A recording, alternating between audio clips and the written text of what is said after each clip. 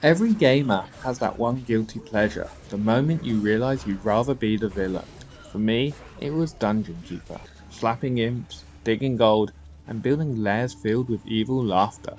But when EA buried the franchise deeper than a tortured Bile Demon's pit, another game dared to rise from the ashes. This is War for the Overworld, the game that said fine, I'll do it myself. Welcome to the underworld. All right. There's someone in stone. You want the stone? It's in the road. Hey everyone, just an Englishman here, or as the minions know me, the slightly confused overlord with a caffeine addiction. Today we're diving into War for the Overworld, a dungeon management strategy game developed by Brightrock Games, an indie studio that basically said, let's make the game EA won't. In this review, I'll cover everything, the story, the gameplay, the updates, the chaos, and whether it still deserves your time, and your gold of course, in 2025. If you grew up with Dungeon Keeper, this one will hit you right in the nostalgia pit. So even if you didn't, there's something weirdly satisfying about building an empire underground, and watching heroes fall into your traps like clueless tourists.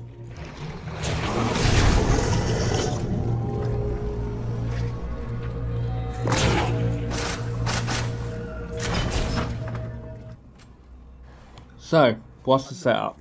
You play as a freshly resurrected underlord, guided by a delightfully sarcastic narrator, voiced by the original Dungeon Keeper actor, Richard Ridings. Yes, the same voice that told us your creatures are fighting amongst themselves is back, and he's still judging your life choices. The story? It's thin, but that's part of the charm. Each level is a playground of evil experiments. Heroes build shiny kingdoms above ground, you build twisted lairs below, slightly corrupting everything in between. Visually, War for the Overworld nails the aesthetic. The lighting feels alive, lava glows, crystals shimmer, and the UI drips with molten gold.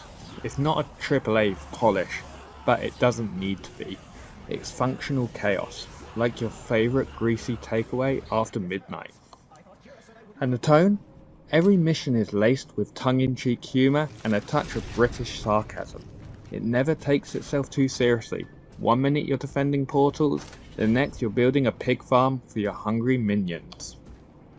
So, did you ever play the original Dungeon Keeper back in the day? Let me know in the comments, which creature was your favourite?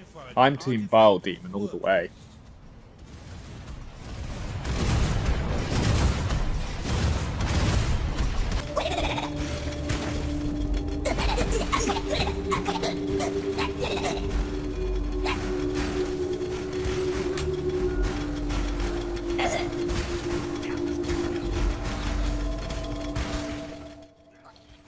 Gameplay and mechanics. This is where War for the Overworld really shines, and occasionally bites you.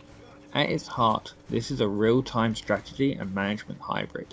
You dig out rooms, mine gold, assign minions, and wage war against the evading heroes or rival underlords. The twist?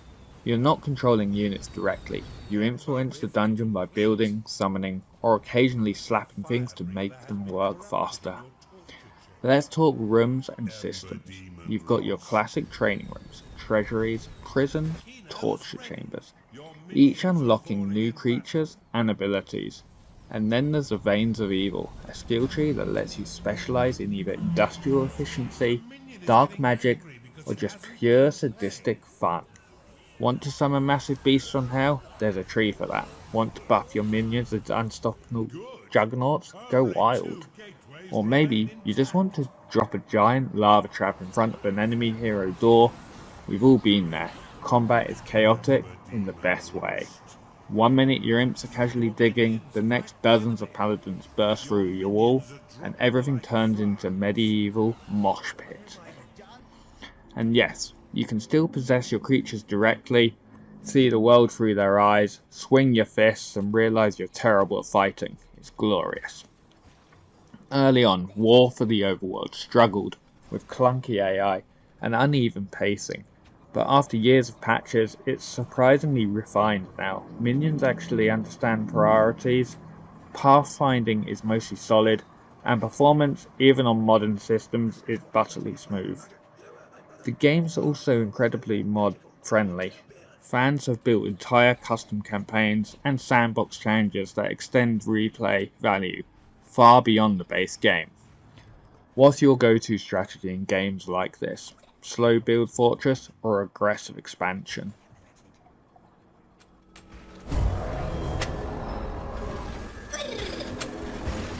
Snooze time.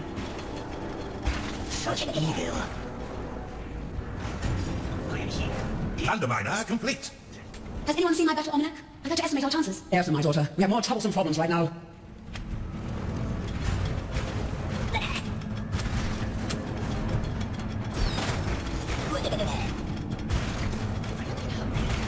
You've identified an artifact of workers. One of the most impressive things about War for the Overworld is how much it's evolved. When it first launched back in 2015, it was, let's say, rough around the edges. Critics called it buggy, unbalanced, and a bit incomplete, but Brightrock Games didn't abandon it. They patched it again, then built the Undergames expansion, Heart of Gold, and endless free updates that fixed mechanics, improved AI, and added new content.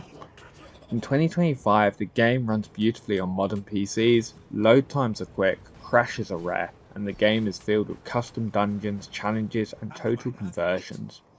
The devs even released My Pet Dungeon, a chill creative mode where you can build without time pressure. It's the perfect sandbox for players who just want to tinker and decorate. Community-wise, the fanbase is small but passionate, like a cult of loyal imps, still digging tunnels years later. You'll find active discords, modders, and YouTubers who treat this game like digital archaeology, finding new ways to torment heroes daily. And honestly, that's the charm of War for the Overworld. It's not just a nostalgia trip, it's proof that a small indie team can resurrect a beloved game and make it thrive.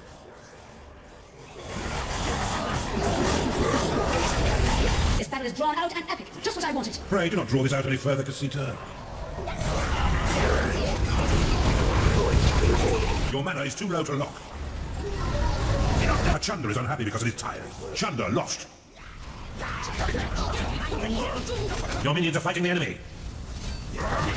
Gnarling lost. You will not escape.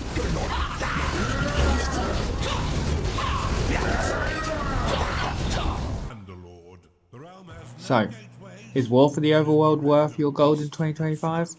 Absolutely. If you love Dungeon Keeper, this is the closest you'll get to reliving the magic, complete with that British wit, demonic laughter, and strategic depth that made the original so iconic. It's not perfect, the campaign's pacing can drag, difficulty spikes harder than a vampire on espresso, but when it clicks, when your dungeon hums with activity, the gold flows, and your minions march into battle, it's pure unfiltered joy. It's a love letter to an era of strategy games that valued personality over polish and creativity over conformity. So if you've never played it, grab it on Steam or fire it up again if it's been sitting in your library. Just remember to feed your minions this time. My final rating is 8.5 out of 10. A flawed but brilliant homage to a forgotten gem, forged in lava, polished by passion, and powered by nostalgia. If you enjoyed this review, join me in the underworld by liking this video, subscribing, and sharing it to your fellow dungeon masters. Tell me below, what is your favourite creature in War for the Overworld? I'm just an Englishman, and remember, never trust a happy imp.